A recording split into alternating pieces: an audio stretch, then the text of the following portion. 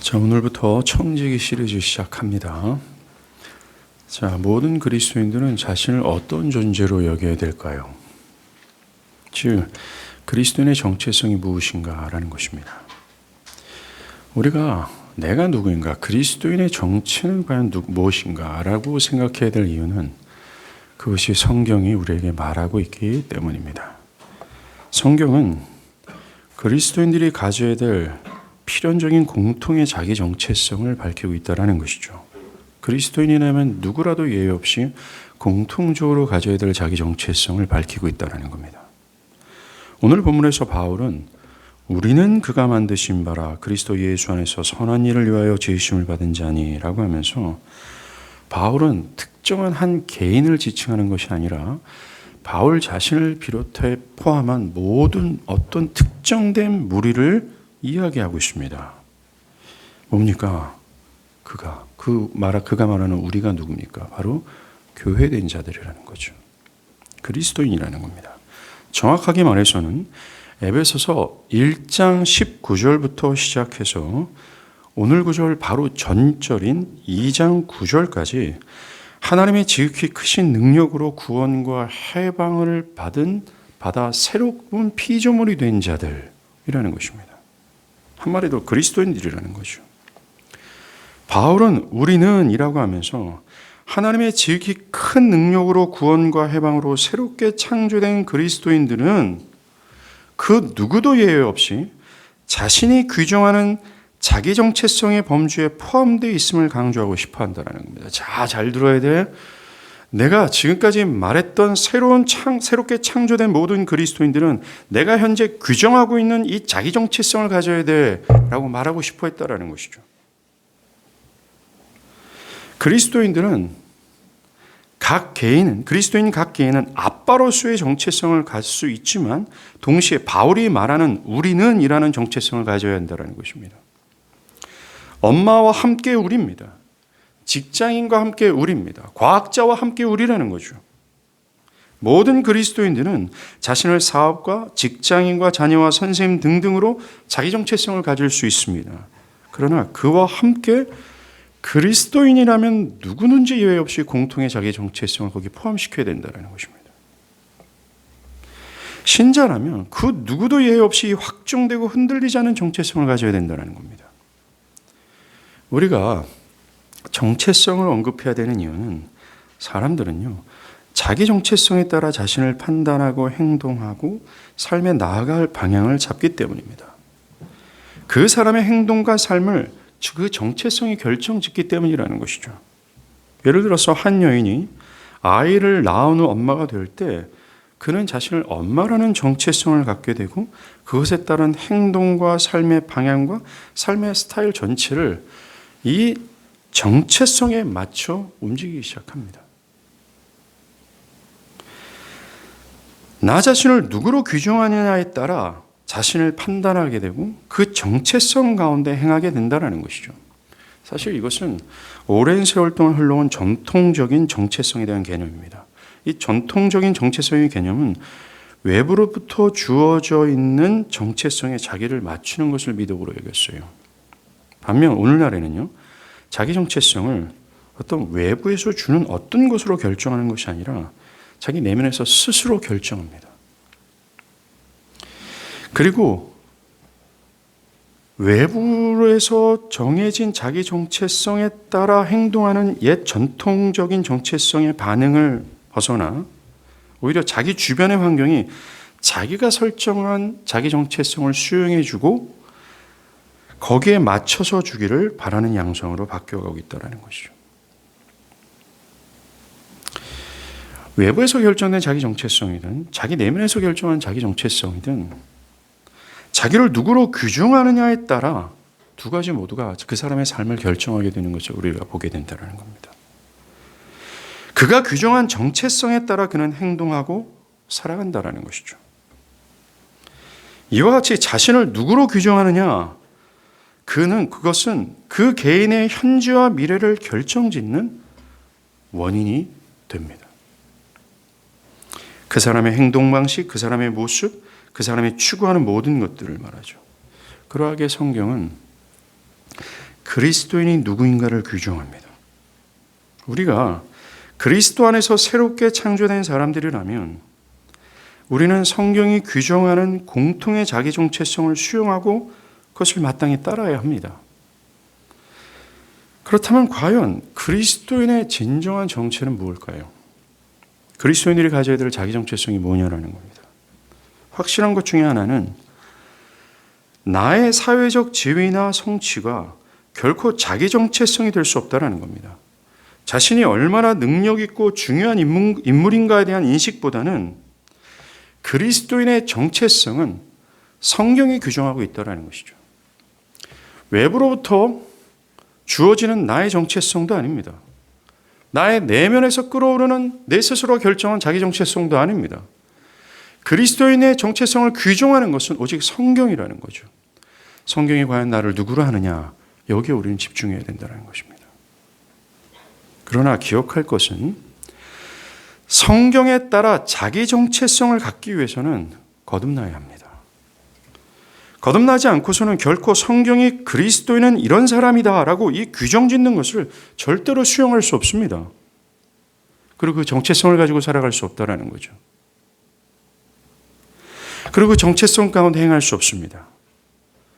그는 그저 아까도 언급한 것처럼 정통적인 방법으로의 자기 정체성 또는 이 현대인들이 가지고 있는 자기 정체성, 그것을 자기의 정체라고 인정하면 그것을 따라 행할 뿐이라는 것입니다. 거듭날 때야 비로소 성경이 그리스도인은 이런 존재야, 이런 정체성을 가지고 행해야 돼 라고 하는 그것을 겨우 수용하게 되며 그것을 따라할 수 있다는 것입니다. 오늘 구절 첫 번째 권면을 한번 보십시오. 바울은 그리스도인들에게 우리는 그가 만드신 바라 라고 말합니다. 여기서 만드셨다, 그리고 뒤에 나오는 지으셨다라는 것은 모두 창조라는 단어를 사용하고 있습니다. 창세기에서 모든 만물은 스스로 생겨난 것이 아니라 또한 그 만물은 자신들의 창조에 조금 더 기여하지 않고 전적인 하나님의 행동하심으로 만들어졌어요. 그런 것처럼 그리스도인들 또한 창조, 즉 스스로 만들어진 것이 아니라 그들이 그리스도인이 될 때 자신의 힘과 지혜가 기여된 것도 하나도 없이 그들이 그리스도인으로 창조가 된 것은 전적인 하나님의 행동하심의 결과라는 것입니다. 한 사람이 그리스도인이 되는 데 있어서 그 사람의 힘과 노력은 전혀 개입되지 않았습니다. 그 사람의 힘과 노력이 조금 더 기여하지 못했습니다.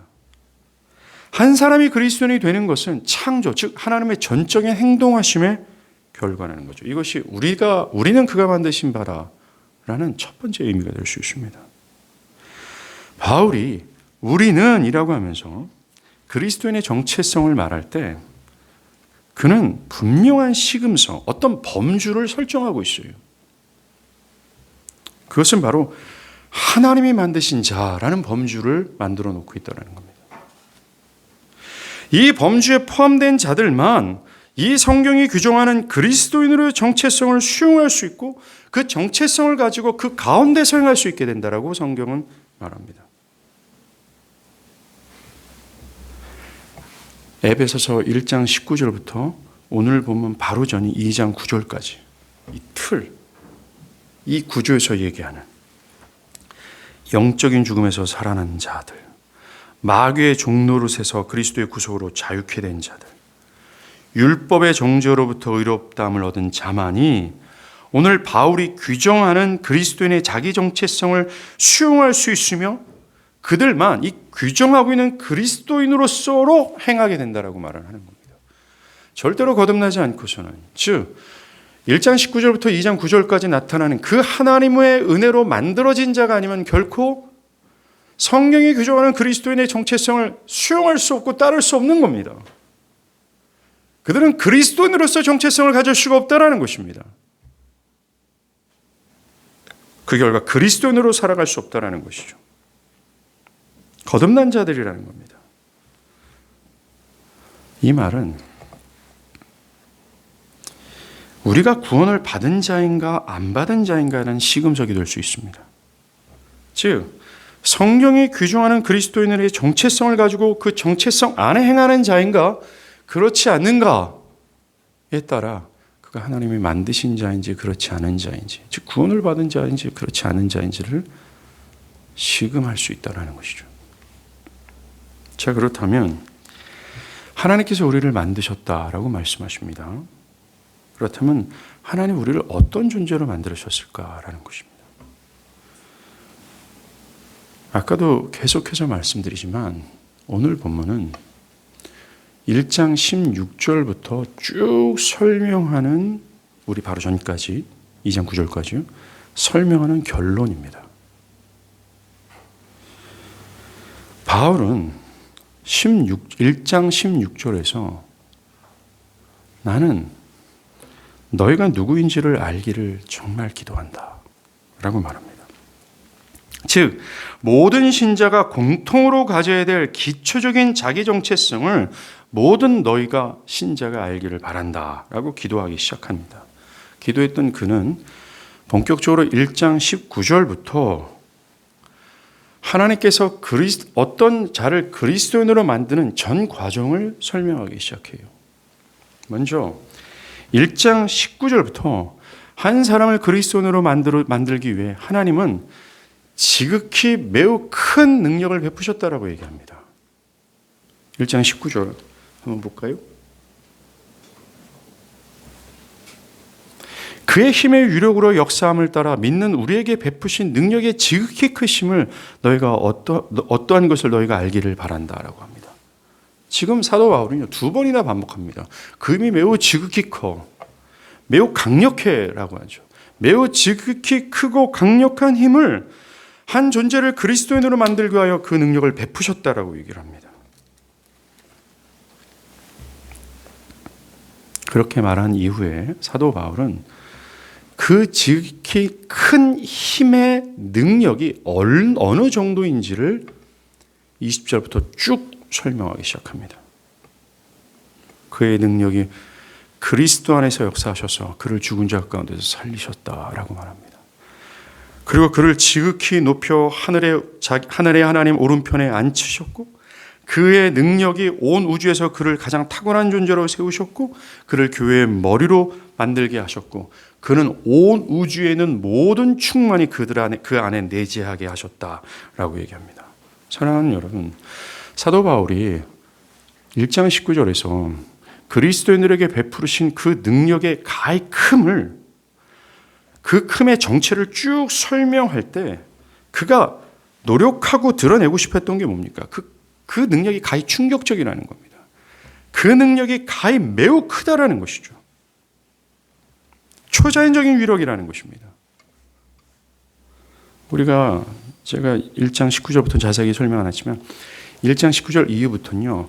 우리 한국어 성경에는 없지만 원어에는 카이라는 접속사 그리고가 있어요. 즉 하나님의 크신 능력을 너희에게 베푸신 걸 알기를 바라노라. 그의 능력은 그리고 하면서 설명한다는 거죠. 하나님께서 그런 크신 능력을 베푸셔서 우리를 그리스도인들로 만드신 이유가 있습니다.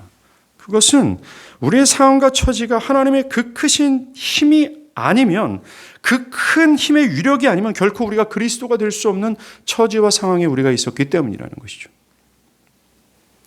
우리는 하나님의 크신 능력이 아니면 결코 그리스도인이 될 수 없을 정도로 에베소 2장 1절에서 얘기하는 것처럼 허물과 죄로 완전히 죽었습니다. 에베소 2장 1절에서 3절까지 말하는 전적으로 죽은 상태에 있었다는 것이죠. 한번 보십시오. 에베소 2장 1절부터 3절. 그때 너희는 그 가운데 생하여 이 세상 풍조를 따르고 공중권세 잡은 자를 따랐으니 곧 지금 불순종의 아들들 가운데 역사하는 영이라. 전에는 우리도 다 그 가운데서 우리의 육체의 욕심을 따라 지내며 육체와 마음에 원하는 것을 하며 다른 이들과 같이 본질상 진노의 자녀였더니라고요.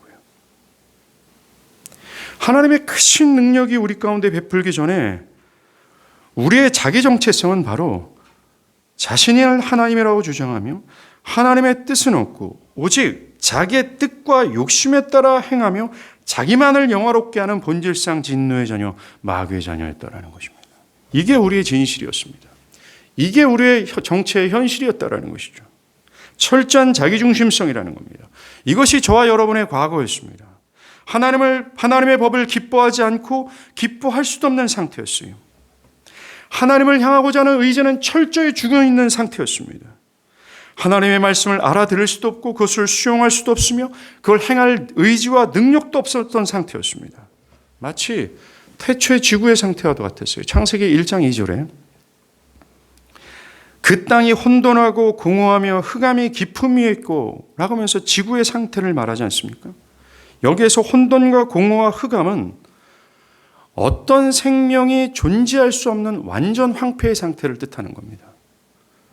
어떤 씨앗이 심겨진다 할지라도 자랄 수 없으며 성존할 수 없는 완전 볼모의 상태를 지구의 상태라고, 완전 죽음의 상태를 뜻하는 겁니다. 바로 하나님의 능력이 미치기 전에 태초의 지구의 상태처럼 완전 볼모와 황폐와 죽음의 상태, 어떤 생명도 거할 수 없고 생명이 자라날 수 없는 상태의 지구와 같은 것이 바로 저와 여러분이 그리스도 밖에 있었던 상태였다라는 거죠. 하나님의 크신 위력이 나에게 오기 전의 상태였다라고 얘기하는 겁니다. 하나님의 향해서는 도저히 불가능했던 상태.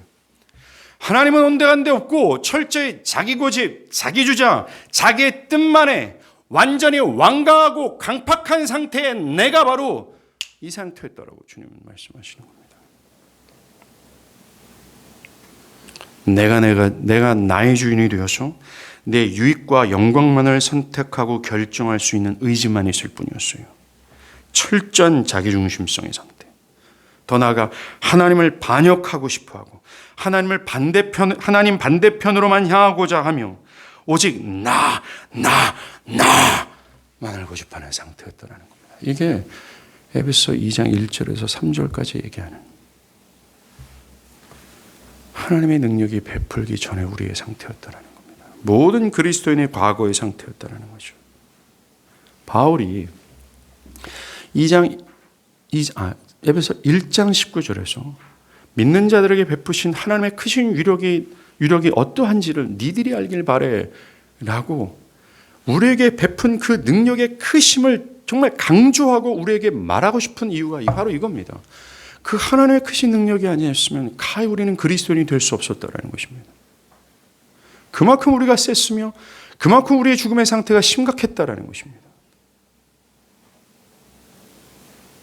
그런데 에베소 2장 5절에는 그 큰 힘의 능력으로 그리스도와 함께 우리를 살리셨다라고 말씀하십니다. 창조가 일어났다는 얘기입니다. 구원이 벌어졌다는 얘기라는 거죠. 새로운 피조물이 되었다는 것입니다.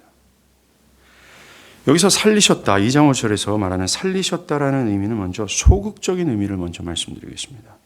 소극적인 의미는 과거의 상태가 죽임을 당했다는 것을 뜻합니다.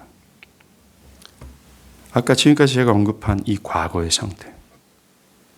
자기를 주장하고 자기만을 영화롭게 하며 하나님의 뜻을 따를 수도 없고 따르려 하지도 않는 철저히 자신이 하나님이 된 상태 있잖아요. 이 상태가 죽임을 당했다는 것입니다. 이 자기중심성이 완전히 파쇄되었다는 것이죠. 자기 고집, 자기 주장, 자기 영광만을 향한 집착, 세상을 향한 갈망 등이 목베임을 당했다는 겁니다. 그런데 바울이 갈라디아서 5장 24절에서 이렇게 말합니다. 그리스도 예수의 사람들은 그리스도인 아닙니까? 그리스도 예수의 사람들은 육체와 함께 그 정욕과 탐심을 십자가에 못 박았느니라 라고 합니다. 그리스도인을 이렇게 정의하고 있습니다. 뭡니까? 허물과 죄로 죽어서 오직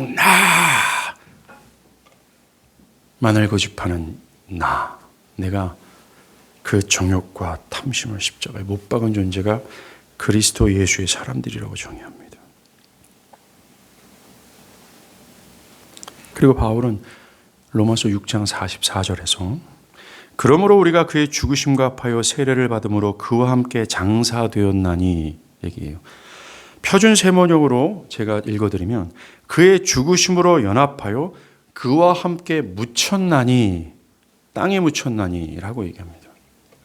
여러분들 예수가 완전히 죽은 예수의 완전히 죽은 이 몸뚱아리가 무덤에 완전히 봉인된 것처럼 예전에 있었던 우리의 마귀적 의지, 자기중심성이 그리스도와 연합하여 그런 처지가 됐다라고 얘기합니다. 그리스도와 연합하여 묻혀버렸다라고 얘기를 하는 겁니다. 하나님을 향하지 않고 오직 자기만을 주장했던 그 오만방자한 그 내면과 성향이 그리스도와 연합하여 완전히 죽었다, 묻혀버렸다라는 겁니다. 이게 그리스도와 함께 그 능력으로 우리를 살리셨다라는 소극적 첫 번째 의미입니다. 이어서 우리는 이 살리셨다라는 이 적극적 의미를 살피겠어요. 살리셨다라는 적극적 의미는 우리를 죽이시고 살리신 목적입니다. 바울은 그것을 로마서 4장 3절에서 6절까지 말합니다. 아니요, 6장 4절 후반부에서 6절까지 말합니다. 이는 즉 그가 우리를 죽이시고 살리신 이유는 이라는 거예요. 이는 그리스도와 함께 우리를 땅에 묻히게 하시는 이유는 이라는 겁니다. 자기중심성을 파쇄하신 이유는 이라는 겁니다.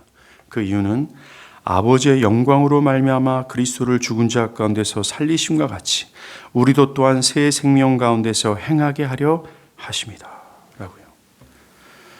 하나님께서 그리스도와 함께 우리를 죽이신 이유는, 그게 죽지 않으면 하나님께서 새로운 창조물로 빚어 이 새롭게 생활하도록 하는 이 방향성을 갖지 못하기 때문이라고 주님 말씀하시는 겁니다. 죽지 않으면 안 된다라는 겁니다. 과거의 것이 없어지면 새롭게 심겨지지 않기 때문에 그렇습니다. 과거의 성향이 사라지지 않으면 절대로 하나님께서 이렇게 하라고 하는 이 새롭게 만드신 자기 정체성을 가지고 그 가운데서 행할 수 없기 때문에 그렇습니다. 오늘날 교회 안에 수많은 스스로가 그리스도인이라고 하는 사람들이 많습니다. 그런데 그들의 삶에서 왜 그리스도인으로서의 정체성을 가지고 하나님께서 새롭게 산 길, 그 가운데서 그리스도인으로서 살아가지 못하는 이유가 뭘까요? 그들은 죽지 않았습니다. 그들은 과거의 것이 뽑혀지지 않았기 때문입니다. 그들의 옛 본성과 성향 그대로 있기 때문에 그렇습니다. 죄의 상태를 그대로 유지한 채 그리스도인이라는 이 겉옷만 거기다 덧붙였을 뿐이라는 것입니다. 이것이 위선 아니겠습니까? 이것이 자기 기만 아니겠습니까? 하나님께서 그렇게 토해내겠다라고 하는 혐오스러운 그런 모습이 아니겠습니까?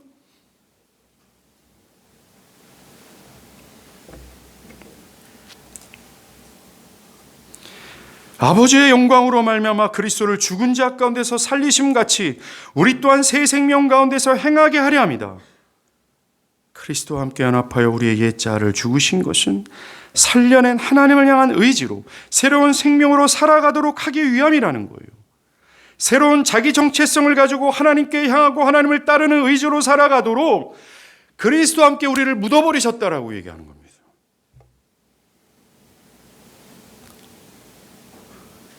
묻어버리셨는데 자꾸만 우리는 이 무덤에서 나오는 사람들이 많아요. 바울은 5절에서 얘기합니다. 만일 우리가 그의 죽으심과 같은 모양으로 연합한 자가 되었으면 또한 그의 부활과 같은 모양으로 연합한 자도 되리라. 우리가 알거니와 우리 옛사람이 예수와 함께 십자가에 못 박힌 것은 죄의 몸이 죽어 다시는 우리가 죄의 종노릇하지 아니하려 합니다. 사랑하는 여러분, 하나님께서 우리를 그 큰 능력으로 살리셨다라고 하는 이 사도 바울의 2장 5절의 진술은 우리의 본성을 하나님 그리스도와 함께 묻어버리시고 우리 과거에 전혀 없었던 새로운 성향과 의지와 본성이 심겨졌다라고 얘기를 하는 겁니다. 그 전과 다른 피조물이 됐다라는 겁니다. 어떻게 해요? 하나님을 향할 수 없었던 자들이 하나님을 향하고 싶어하고 하나님의 말씀을 알아들을 수도 없고 그것이 그렇게 나의 삶에 큰 영향과 의미가 없었는데 모든 하나님의 말씀이 나에게 진정한 의미가 되며 생명이 되어서 그 말씀을 알아듣고 그것을 따르고 또 따를 수 있는 의지와 능력이 생겼다라는 겁니다. 하나님을 기뻐할 수 없었던 자들이 하나님을 기뻐하게 되는 거죠. 도리어 세상을 배설물처럼 여기며 세상을 두려고 하나님을 최고의 보화로 갖게 되는 그런 자로 변화되었다라고 얘기하는 겁니다. 그것이 살리셨다라는 얘기예요.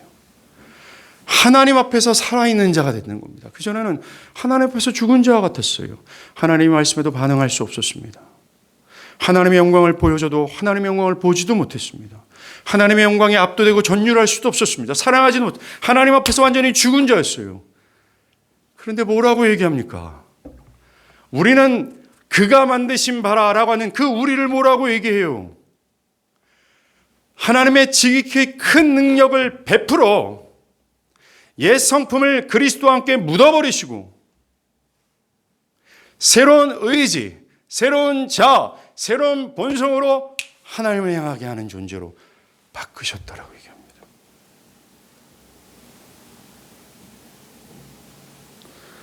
더 이상은 자기중심성으로 자기를 고집하고 자기를 주장하며 살아가지 않는 자로 만드셨다라고 얘기합니다.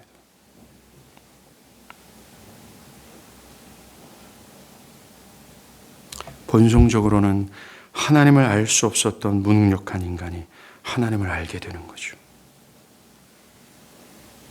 하나님을 향한 의지가 전혀 없었던 그가 도리어 자기를 부인하면서 하나님의 말씀을 따르는 의지로 살아갈 수 있도록 살려내셨다는 겁니다. 이것이 우리는 그가 만드신 바라라는 말의 의미입니다. 그가 창조했다라는 말의 의미입니다. 저와 여러분이 만약에 그리스도인이라면 여러분들과 저는 하나님이 창조하신 사람입니다. 이렇게 창조하신 사람입니다. 그러하게 오늘 본문에서 우리는 그가 만드신 바라에서 그 우리는 그 그리스도인들은 자기 중심성에 일치된 뜻과 목적을 따르는 것이 아니라 하나님의 뜻과 목적에 일치하여 행하는 자가 되는 것입니다. 하나님의 능력으로 우리 안에 있는 옛 본성은 산산이 부서지고 새로운 성향, 새로운 의지로 살아가는 존재가 됐다는 겁니다. 바울이 우리는 그가 만드신 바라라는 말의 의미가 이거예요. 자기 중심성에 완전히 매몰되어 있어서 도저히 하나님의 뜻과는 일치하여 행하지도 않으려 하고 행할 수도 없었던 그들이 이제는 하나님의 뜻에 일치하여 행하는 것이 기쁨이고 합당하고 마땅하며 그것이 영광스럽다까지 여길 수 있도록 하나님이 한순간의 능력을 베푸셔서 그렇게 변화시켰다라는 거예요. 이게 하나님이 우리를 만드신 바다라는 말의 뜻입니다. 그리스도인들은 결코 자기 뜻에 집착하여 자기를 영화롭게 하는 존재가 아닙니다. 그러기를 원치 않습니다. 마음의 육체와 원하는 대로 오직 자기 영광과 유익이라는 이기적인 삶을 살아가는 존재들이 아닙니다. 그걸 원치 않습니다. 왜요? 그것들 모두는 그리스도와 함께 묻혔기 때문에 그래요. 하나님을 사랑하고 싶어, 하나님을 기뻐하고 싶어 합니다. 하나님 만드셨다라는 겁니다. 그렇게. 두 번째로 우리는 그가 만드신 바라라고 할 때 우리가 주목할 단어가 있어요. 바로 그라는 단어입니다. 우리를 만드신 그 하나님이라는 거죠. 그리스도인들이 바울이 규정하는 공통적인 자기 정체성을 가질 수밖에 없는 이 피할 수 없는 원인과 이유가 여기에요. 하나님이 만드셨기 때문에 그렇습니다. 하나님이 묻히시고 하나님께서 새롭게 우리를 창조하셨기 때문에 그렇습니다.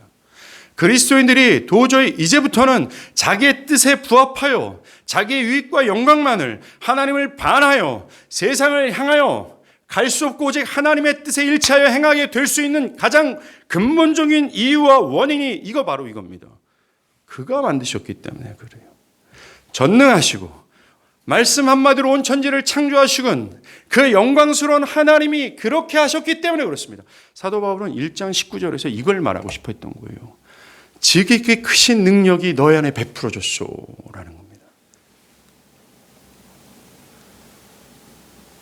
빌립보서 1장 6절에요. 사도 바울은 너희 안에 착한 일을 시작하신 이가 그리스도 예수의 날까지 이루실 줄을 우리는 확신한다라고 얘기합니다. 여기서 사도 바울이 내가 확신해 라고 말한 그 확신의 근거가 뭡니까? 시작하신 이가 하나님이시고 그 과정을 하나님께서 하시고 그 결론의 성취를 하나님께서 하시기 때문에 그 하나님이 하시기 때문에 바울은 확신한다라고 얘기를 하는 겁니다. 그리스도인들이 공통적으로 규정된 자기 정체성을 가질 수밖에 없는 가장 중요한 근거는 바로 하나님이 하셨기 때문이라는 거죠. 이것에는 그 누구도 의의를 제기할 수 없습니다. 어떤 분들은 목사님 저는 그리스도인이긴 하지만 성경이 말하는 그런 자기 정체성을 가질 수 없고요.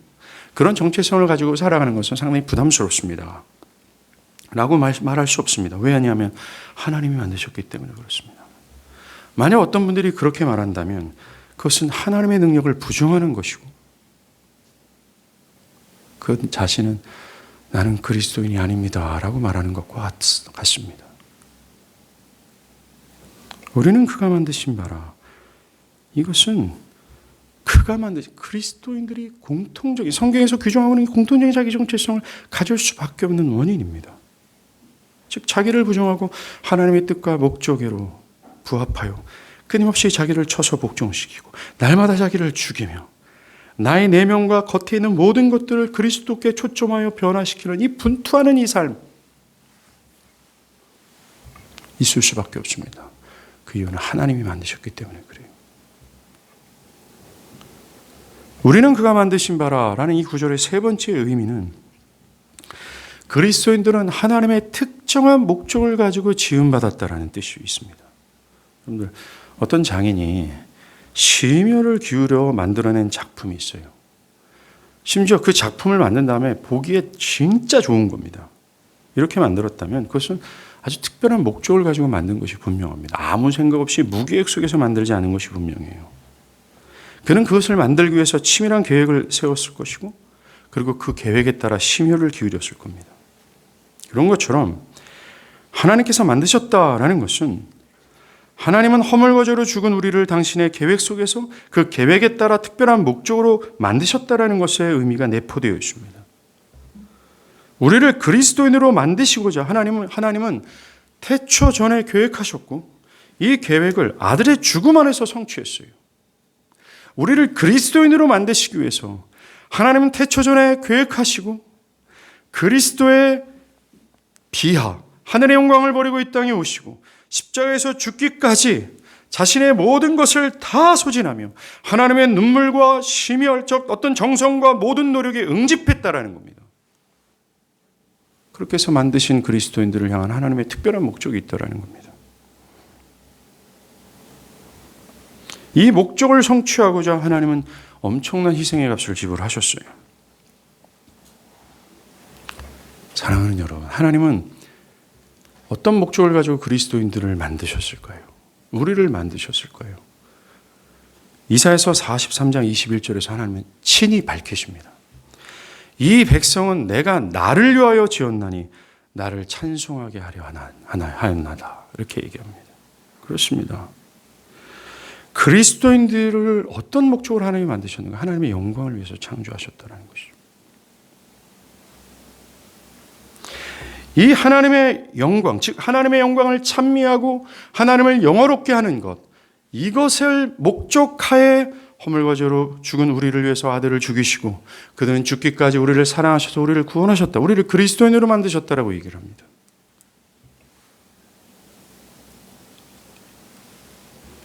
사랑하는 여러분, 우리는 그가 만드신 바라. 모든 그리스도인들은 이 구절 안에서 자기를 설명할 수 있어야 돼요. 자기의 삶과 방향성과 성품과 삶의 스타일을 이 구절 안에서 발견하고 또 이 구절 안에서 설명할 수 있어야 됩니다. 그리고 모든 그리스도인들의 자기 정체성은 이 구절 안에서 확립해야 돼요. 여러분은 여러분을 누구라고 생각합니까? 지금까지 언급한 그리스도인으로서의 정체성을 가지고 있으며 그 정체성을 가지고 행하고 있습니까?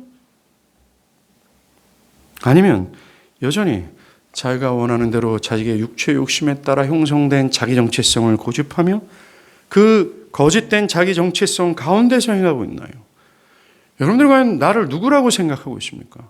여러분들은 지금 우리는 그가 만드신 바라라는 이 구절 안에서 여러분들의 정체성을 확립하고 있습니까? 여러분들의 삶이 설명되고 있습니까? 또는 여러분의 삶이 그렇게 움직이고 있습니까? 여러분, 사도 바울이 예수를 믿기 전이죠. 그는 철저히 자기의 신념에 따라 행했던 사람입니다. 자기의 뜻이 옳고 그름에 판단하여 행했을 뿐이에요.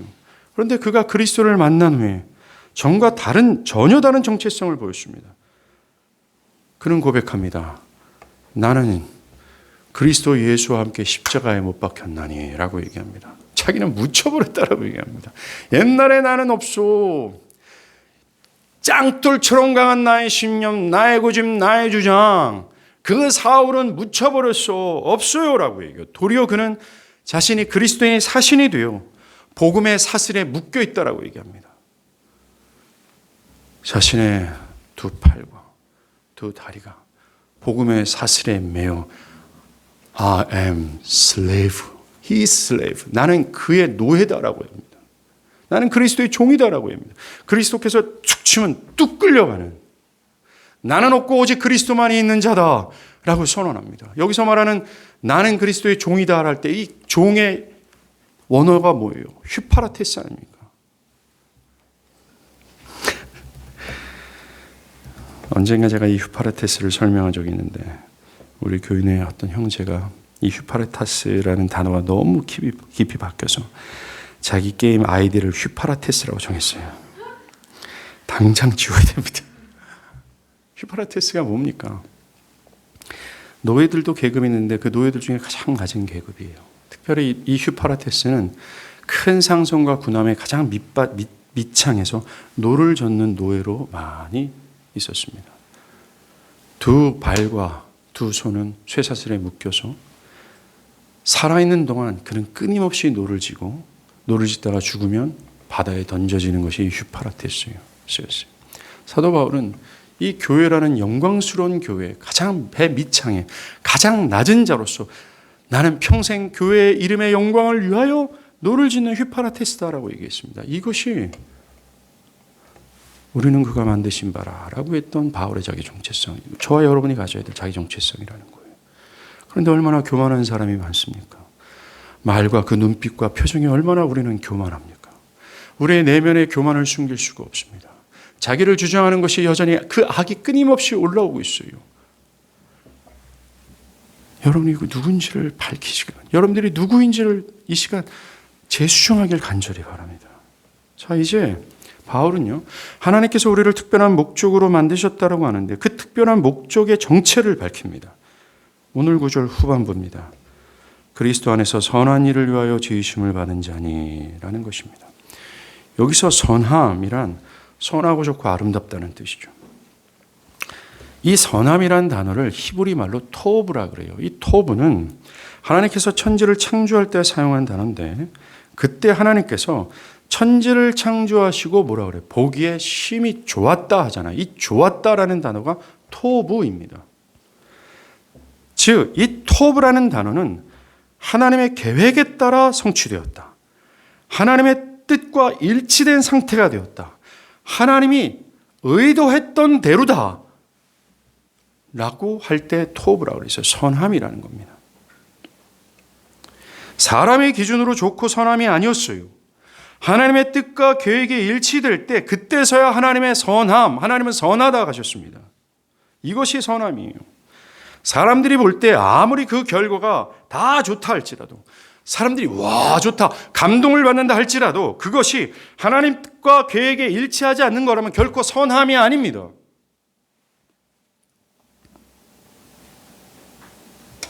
우리가 이 선함이라는 이 뜻을 기반으로 오늘 본문 선한 일로 지으심을 받은 자다라고 할 때 이 말의 뜻은 이겁니다. 자기 소견에 말하는 선한 일로 지음을 받은 것이야. 즉 자기 뜻에 따라 움직이는 그런 일로 우리가 지음받은 것이 아니다. 내가 주관한 그걸로 내가 지음받은 것이 아니다라고 합니다. 그리스도인은 이 선한 일로 지음을 받았다라는 거예요. 뭡니까? 하나님의 뜻과 목적에 일치하게 행하는 자들로 지음을 받았다라고 얘기하는 거예요.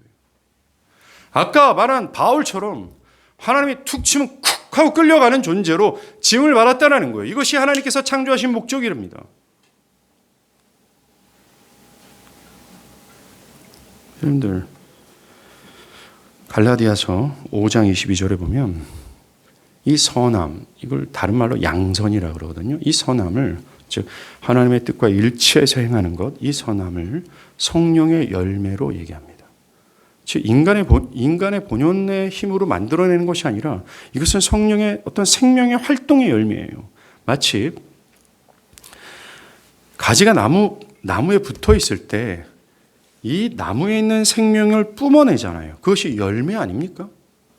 이것이 양선이라는 겁니다. 예수님은 나는 포도나무고 너희는 가지니라고 했잖아요.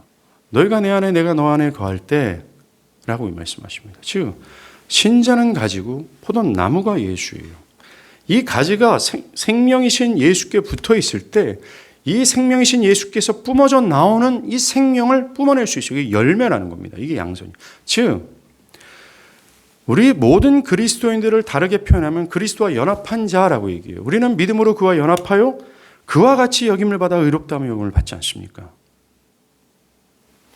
즉 그리스도인들은 그리스도와 연합한 자로서 이 양선, 즉 선함, 즉 하나님의 뜻과 목적에 일치되게 행하는 것은 그리스도인들에게는 필연이라는 겁니다.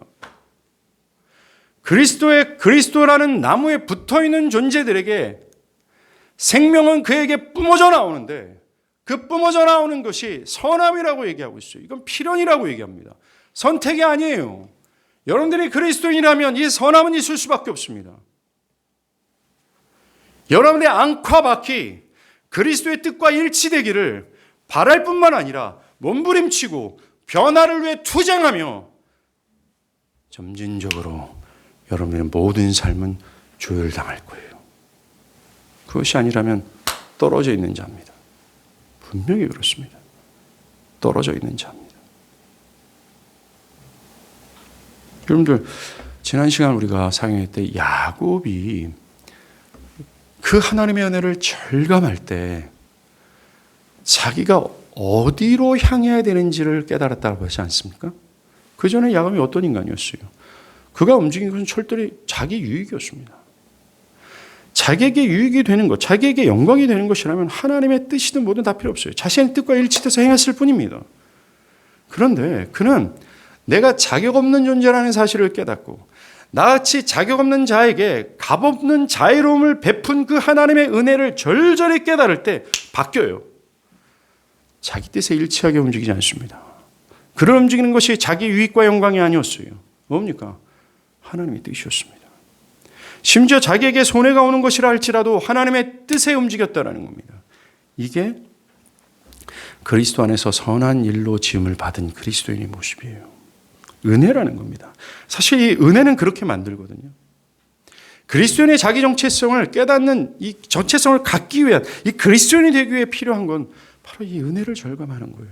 1장 19절부터 2장 9절까지 얘기했던 이 모든 것이 다 은혜 아닙니까? 여기서 쭉 보면요. 우리가 기여한 게 하나 없어요. 하나님이 창조하신, 그리스도인으로 창조하신 이 모든 전 일련의 과정들을 보면 다 하나님이 하셨습니다. 그 하나님이 은혜를 베푼 이 존재들을 보면 말 같지도 않아요. 은혜라는 겁니다. 은혜를 깨달은 자가 선한 일을 위해 짐을 받은 자로서의 모습을 보일 수 있다는 거죠. 이런 얘기를 하면서 바울은요, 특이한 말을 합니다. 선한 일로 짐을 받은 그것이 뒷구절을 보면 이미 하나님이 전에 예비한 것이라고 얘기하고 있어요. 선한 일을 하기 위해 지음받은 그것은 전에 하나님이 예비하신 그것 가운데 행하는 것이다라고 얘기합니다. 전에 예비했다는 뜻은 뭡니까? 우리가 지나갈 수 있도록 그 길을 앞서 평탄하게 하시고 준비하셨다라는 거죠. 우린 준비된 길을 걷기 위하여 우리를 그 하나님이 그 길을 준비하신 그 길을 걷기 위하여 우리를 창조하셨다라고 말씀하십니다. 우린 그 길을 걷기만. 그 길이 뭘까요? 하나님이 전에 예비하신 길이 뭘까요? 예. 십자가를 통해 예비된 산 길입니다. 즉 그리스도께서 걸어가신 그 길이라는 거예요. 십자가에서 죽기까지 자신의 전부를 포기하며 죽기까지 하나님의 말씀에 복종했던 그리스도께서 가신 그 길, 그리스도께서 자신을 이름 없는 존재가 되게 하시고 자기를 부인하며 하나님의 말씀에 온전히 순종하셔서 예비하신 길을 걷게 하기 위하여 하나님이 그리스도 안에서 우리를 지으셨다라고 얘기합니다. 이게 우리예요. 이게 우리가 가져야 될 자기 정체성이라는 겁니다. 이게 그리스도인이라고 얘기를 합니다. 마태복음 7장의 말씀을 보시면 주님이 말씀하신 좁은 길, 여러분들이 구원을 받으면 여러분 앞에 놓여 있는 게 좁은 길입니다. 여러분들은 그 가운데서 그 길을 따라 행하는 자들이에요. 그 길을 따라 그 길 안에서 행하도록 하기 위하여 하나님이 지으셨다고 얘기합니다. 하나님의 은혜를 베푸셨다고 얘기합니다. 사랑하는 여러분, 오늘 청지기 시리즈 1위입니다. 지금까지 했던 모든 그리스도인의 정체성을 한마디로 함축한다면 바로 청지기입니다. 오늘은 그 청지기의 기초가 무엇인지에 대해서 말씀드렸습니다. 청지기란 주인에게 받은 모든 주인의 재산을 자신의 임의대로 관리하는 것이 아니라 주인의 뜻에 따라 주인의 번영을 위해 충성스럽게 관리하는 종을 청지기라고 얘기합니다. 그렇습니다. 그리스도인은 누구인가? 그리스도인은 스스로를 누구로 어떤 존재로 여겨야 되는가라는 결론적인 답은 바로 하나님의 청지기라는 거예요. 즉 그리스도인들은 주인이신 하나님께 받은 모든 것을, 제가 말씀드릴 때 모든 것이라고 말씀드렸습니다. 생명, 견해와 정신과 감정, 이것을 비롯한 시간과 물질과 직장, 자녀와 가족과 현재와 미래, 나의 삶의 모든 영역에 있는 모든 것을 자신의 것은 없고 모든 것이 하나님의 것이라는 것을 순순히 인정하며 그것들을 임의대로 관리하는 것이 아니라 하나님의 뜻과 목적과 일치하여 하나님의 영광을 위해 관리하는 자들, 이것이 바로 그리스도인 청지기라고 얘기하는 거예요. 이것이 그리스도 예수의 피로 속량을 받은 모든 신자의 자기 정체성이 되어야 됩니다. 사랑하는 여러분, 아까도 말씀드린 것처럼 바울은 자기를 포함한 우리라고 하면서 특정한 무리, 그리스도인 전체가 이런 정체성을 가져야 된다라고 얘기합니다. 피할 수 없고 필연이며 열매입니다. 우리는 그 길을 가야 돼요. 청지기로서의 삶을 살아가야 된다라고 얘기를 하는 겁니다. 우리의 모든 것은 주님의 것입니다. 눈에 보이는 여러분의 재산, 시간, 계획, 직장과 그 모든 것은 하나님의 것입니다. 하나님께서 선한 일을 위하여 우리에게 주신 선물입니다. 거기에는 여러분들의 권리가 없습니다. 심지어 여러분의 세포, 심장, 내장기관들, 그리고 견해와 정신과 보이지는 않지만 내가 가지고 있는 감정과 보이지 않지만 내 안에 속해 있는 모든 것들이 다 하나님께서 만드신 거, 하나님께서 주신 것으로서 여러분의 것은 없어요. 그래서 여러분의 임의대로 할 수 있는 것이 아닙니다. 여러분들은 철저히 청지기로서 그 모든 것을 하나님의 뜻과 일치하여 관리하고 하나님의 번영, 즉 영광을 위하여 그것을 행해야 된다는 것이죠.